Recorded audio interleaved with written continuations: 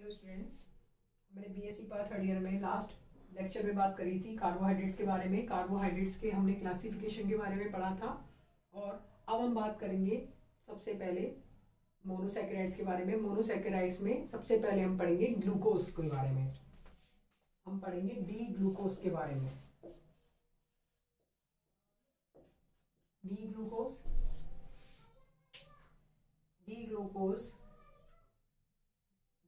क्या होता है? जो ह्यूमन ब्लड में पाया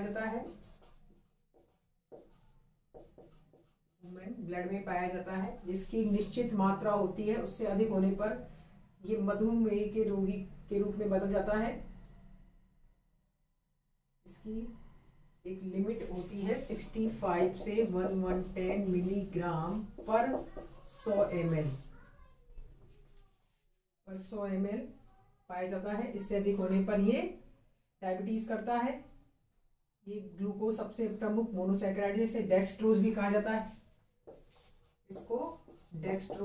जाता है। अगर बात करें इसके बनाने की विधियों के बारे में, मेथड ऑफ प्रिपरेशन,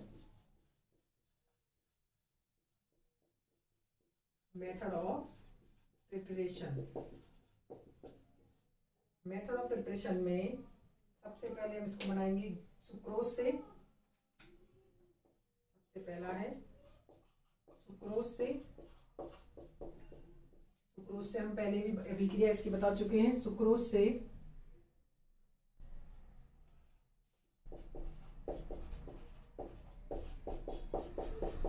सुक्रोज के जल अपघटन से, हमने पढ़ी थी पिछली बार क्लासिफिकेशन में कि सुक्रोज के जल अपघटन से ग्लूकोज तथा फ्रक्टोज प्राप्त होते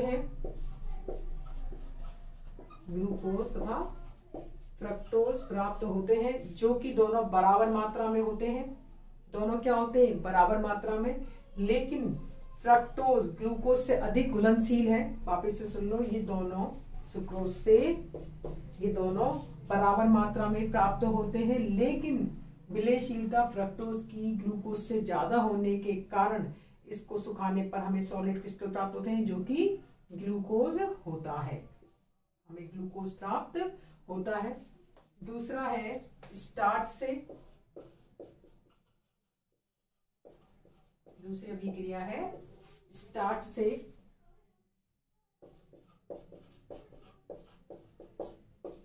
इसको बोलते हैं स्टार्च। स्टार्च का जल अपघटन HCl या H2SO4 के साथ कराने पर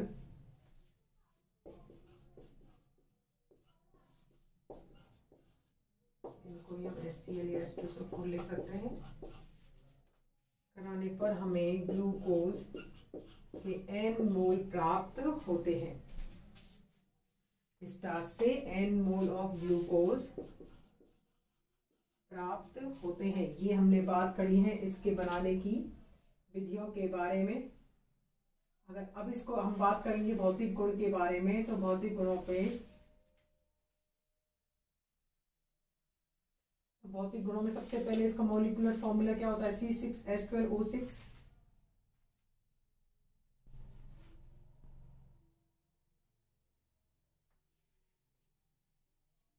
अब हम बात करेंगे इसके बनाने की विधियां।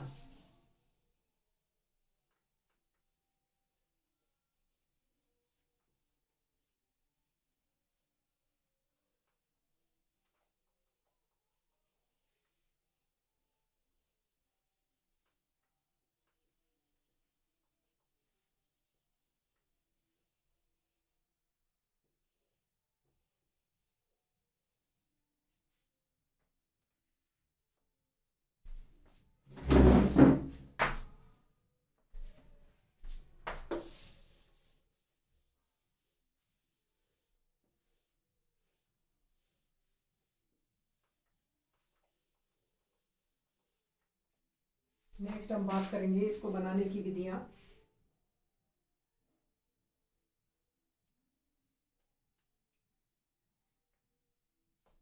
देखो हमें इसकी संरचना के बारे में कैसे पता चलता है। तो देखो उसका कॉमन फॉर्मूला क्या है? C6H12O6।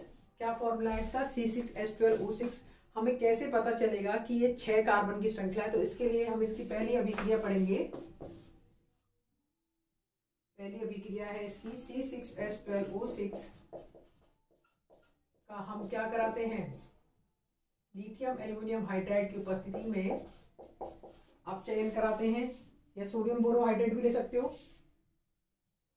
NaBH4 भी ले सकते हो, या लिथियम एल्युमिनियम हाइड्राइड की उपस्थिति में इसका अपचयन कराया जाता है। अपचयन कराने पर ये सुक्रोज, ये ग्लूकोज क्या बदल जाता है, ये ग्लूकोज ग्लूसीटॉल में बदल जाता है, ग्लूकोज ग्लूसीटॉल में बदल जाता है, जिसका आगे अपचयन से ये एन-हेक्सेन बनाता है, जिसके आगे अपचयन से रेड फॉस्फोरस और HI के साथ अपचयन से ये एन-हेक्सेन बनाता है। एन-हेक्सेन का बनना ये बताता है कि ये 6 कार्बन परमाणुओं की श्रृंखला है।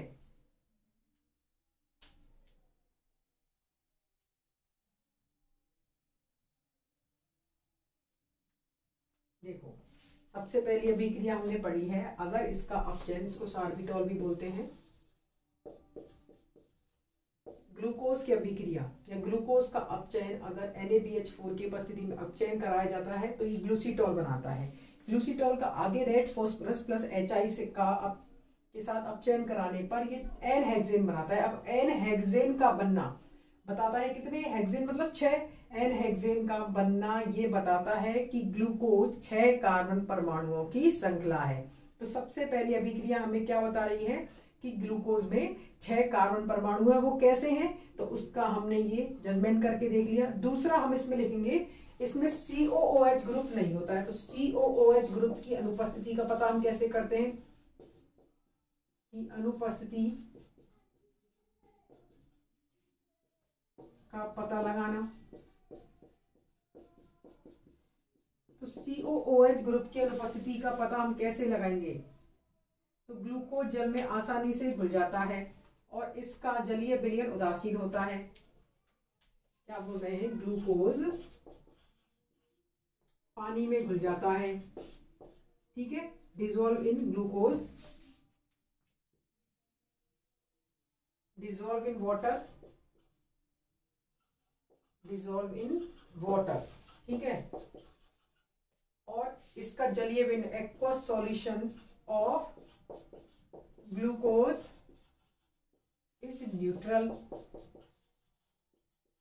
अगर न्यूट्रल है, एसिडिक नहीं है, तो ये क्या बताता है कि इसमें COOH ग्रुप नहीं है। आगे बात समझ में, COOH ग्रुप की अनुपस्थिति का पता, हम COOH की ग्रुप की अनुपस्थिति का पता कैसे कर रहे हैं कि ग्लूकोज को डिसॉल्व पानी में किया और हमने देखा इसका एक्वस सॉल्यूशन क्या है, न्यूट्रल है। न्यूट्रल है इसका मतलब एसिडिक नहीं है, एसिडिक नहीं है तो COOH ग्रुप क्या है, इसमें अनुपस्थित है। तीसरा पॉइंट है इसमें कार्बोनिल समूहों की उपस्थिति का पता लगाना।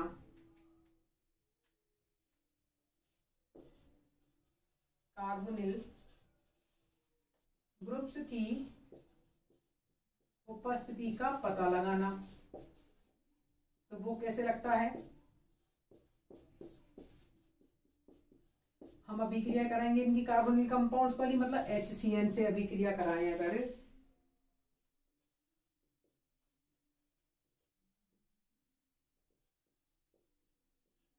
ये रहा इसका कार्बोनिल समूह हमने अलग लिख लिया है, और इसकी अभिक्रिया हम किससे कराएंगे, HCN से। तो ये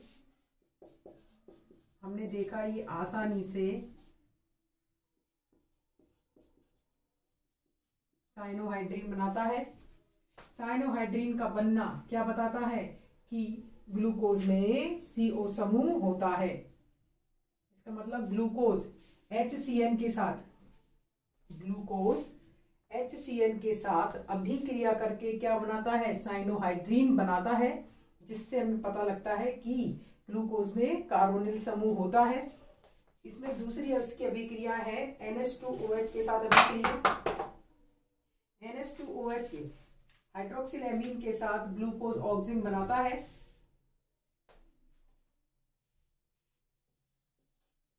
हाइड्रोक्सिल एमीन के साथ अभिक्रिया, तो डायरेक्ट हम अभिक्रिया लिखेंगे C5H12O5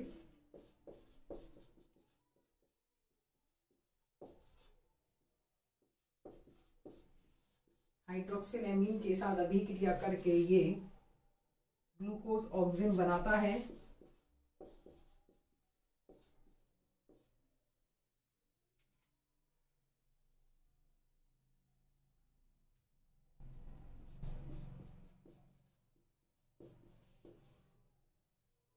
ग्लूकोज ऑक्सिन बनाता है।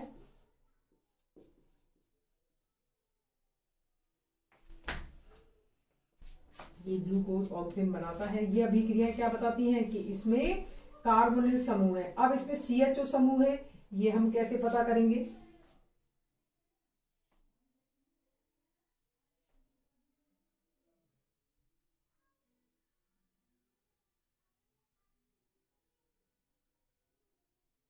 ठीक है, अब नेक्स्ट पॉइंट है इसमें CHO समूह की उपस्थिति का पता करना। क्योंकि ग्लूकोज में कीटोन समूह तो होता नहीं है। कौन सा समूह होता है? देखो, हमने सबसे पहले पता किया था कि इसमें 6 कार्बन हैं। दूसरी बार इसमें पता किया था COH मतलब एसिडिक समूह है या नहीं है, तो एसिडिक समूह का हमने पता कर लिया, नहीं होता है। तीसरा हम पढ़ रहे थे कार्बोनिल कंपाउंड्स की उपस्थिति का पता करना, तो कार्बोनिल कंपाउंड्स एल्डिहाइड हो सकते हैं और कीटोन भी हो सकते हैं। तो ये जनरल रिएक्शन थी जो एल्डिहाइड और कीटोन दोनों देते हैं, तो इनसे हमने पता कर लिया कि इनमें कार्बोनिल समूह तो है। अब इसमें CHO समूह है, इसके बारे में हमें पता करना है। तो CHO समूह की उपस्थिति का पता करना, का पता लगाना, तो हम इसमें पता लगाएंगे कि CHO समूह हम जानते हैं टॉलेंस अभिकर्मक तथा फेलिंग विलयन के साथ, फेलिंग विलयन को क्या कर देता है? अपचयित कर देता है और क्या बनाता है? एसिड बनाता है। दैट मीन्स C5H12O5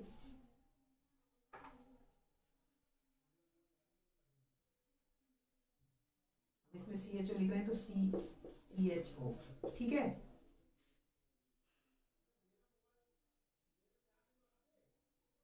अभिक्रिया किससे करा रहे हैं हम इसकी? टॉलेंस अभिकर्मक से। Tollens reagent AgNO3 silver nitrate का अमोनियम हाइड्रोक्साइड में विलयन, AgNO3 प्लस NH4OH क्या बनाता है? C5H11O5 और CHO समूह को किस में कन्वर्ट कर देता है? COOH में ग्लूकोनिक अम्ल बनाता है। क्या बनाता है? ग्लूकोज से ये ग्लूकोज से ग्लूकोनिक अम्ल बनाता है।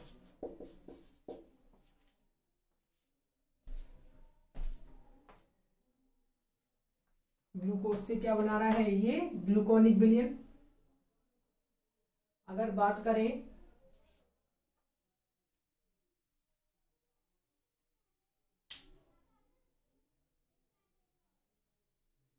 दूसरा, इसमें है CHO समूह में ही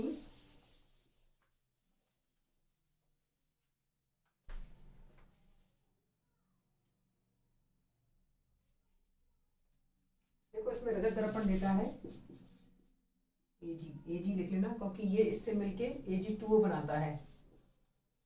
क्या बनाता है? Ag2O, और इसके साथ मिलकर टॉलेंस अभिकर्मक के साथ मिलकर ये रजत दर्पण देता है। हम टॉलेंस अभिकर्मक का टेस्ट पढ़ते हैं, रजत दर्पण। ठीक है, नेक्स्ट हम पढ़ रहे हैं फेलिंग विलयन।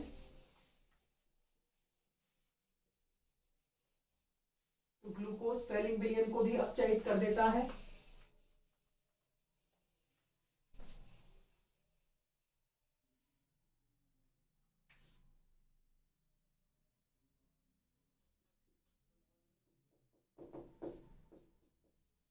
फेलिंग विलयन के साथ फेलिंग सॉल्यूशन, फेलिंग सॉल्यूशन मतलब copper +2 tartrate solution. Copper +2 tartrate solution को लाल क्यूप्रस ऑक्साइड में अपचयित कर देता है। को लाल क्यूप्रस ऑक्साइड क्यूप्रस ऑक्साइड में अपचयित कर देता है।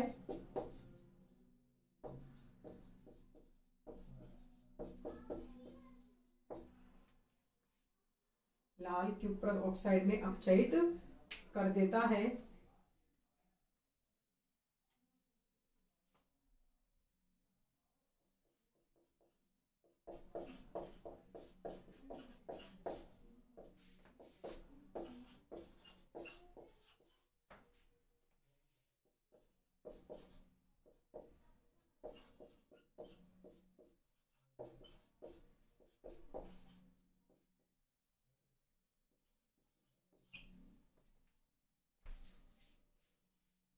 देखो यहाँ पे कॉपर क्या है, यहाँ पर कॉपर है +2 और यहाँ कॉपर क्या है +1। Cu+2 किसमें चेंज कर दिया, क्यूप्रस में। क्यूप्रिक को कौन किसमें चेंज हो गया, क्यूप्रस में। लाल अवक्षेप हमें प्राप्त होता है रेड PPT।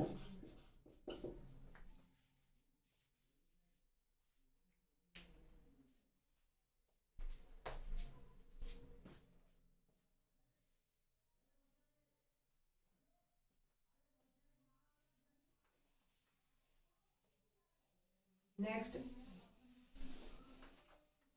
हम इसमें कैसे पता करेंगे कि इसमें टर्मिनल CHO समूह होता है।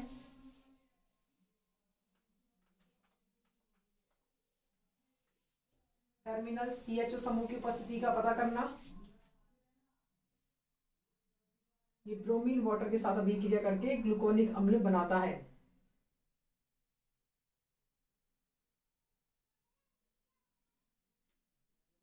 नेक्स्ट है टर्मिनल CHO समूह की उपस्थिति पता करना। तो हम अगर ग्लूकोज की अभिक्रिया ब्रोमीन वाटर के साथ करते हैं, ग्लूकोज की अभिक्रिया ब्रोमीन वाटर के साथ करने पर हमें ग्लूकोनिक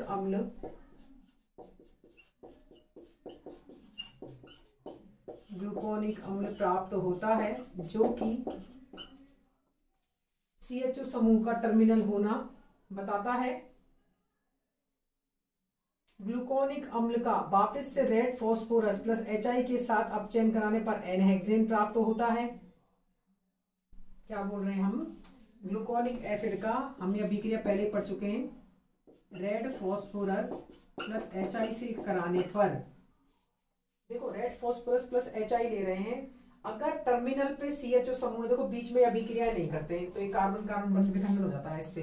तो कार्बन कार्बन बंध विखंडन अगर नहीं हो रहा है और डायरेक्ट हमें क्या प्राप्त हो रहा है, N-हेक्सेन अगर प्राप्त हो रहा है, तो N-हेक्सेन का मिलना हमें क्या बता रहा है कि जो CHO समूह है वो किस पे लगा हुआ था, टर्मिनल पे, तो वो CHO समूह किस में कन्वर्ट हुआ, COOH में, और ये COOH वापस अपचयित किस में हो गया, CH3 में, इसलिए क्या प्राप्त हुआ है इससे, N-हेक्सेन। आगे बात समझ में। टर्मिनल CHO का समूह का पता हमने कैसे लगाया, हमने ग्लूकोज की अभिक्रिया कराई ब्रोमीन वाटर से, ब्रोमीन वाटर से ये CHO समूह जो कि टर्मिनल था, हमें नहीं पता वो टर्मिनल है या नहीं, तो उससे ग्लूकोनिक अम्ल प्राप्त हुआ था। ठीक है, ग्लूकोनिक अम्ल का हमने आगे अपचयन कराया तो हमें N-हेक्सेन प्राप्त हुआ। तो इसका मतलब इस अभिक्रिया को देखकर हमने पता किया कि जो COOH से N-हेक्सेन प्राप्त हो रहा है, COOH के अपचयन से N-हेक्सेन प्राप्त हो रहा है रेड फास्फोरस प्लस HI से, वो ये बता रहा है कि जो CHO समूह था वो टर्मिनल पे था। अगर ये बीच में होता कहीं भी तो कार्बन कार्बन बंध विखंडन हो जाता, उससे हमें N-हेक्सेन कभी भी प्राप्त नहीं होता। तो ये हमने बात करी है इसके टर्मिनल CHO समूह की उपस्थिति का पता करना। अब इसमें हम पता करेंगे कि इसमें एल्कोहलिक समूह है या नहीं है, मतलब इसमें OH समूह की उपस्थिति का पता करना। और OH समूह, इसमें 5 OH समूह है, बिल्कुल, तो इनमें 5, फिर नेक्स्ट पढ़ेंगे 5 OH समूहों की उपस्थिति का पता करना, ये हम नेक्स्ट लेक्चर में पढ़ेंगे। आज हमने पढ़ लिया है डी ग्लूकोज के बारे में। देखो डी ग्लूकोज की संरचना एक्चुअली क्या होती है, CHOH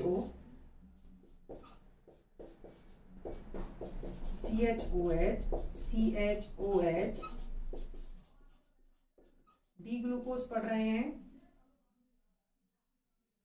तो OH होगा राइट साइड, ये D है इसलिए, और लास्ट है CH2OH। ये सारे किरेल कार्बन है, ठीक है। ये हमने पढ़ा है ग्लूकोज के बारे में, ये है डी ग्लूकोज, ठीक है। और डी ग्लूकोज किसके आधार पर है, इसके आधार पर, क्योंकि OH किधर है, राइट साइड दाईं ओर, तो इसको अपन क्या बोलते हैं, डी ग्लूकोज। अब नेक्स्ट में हम पता करेंगे कि इसमें OH समूह है, ठीक है। और OH समूह है तो इसमें 1 2 3 4 5 OH समूह है, कैसे हैं ये नेक्स्ट लेक्चर में पढ़ेंगे।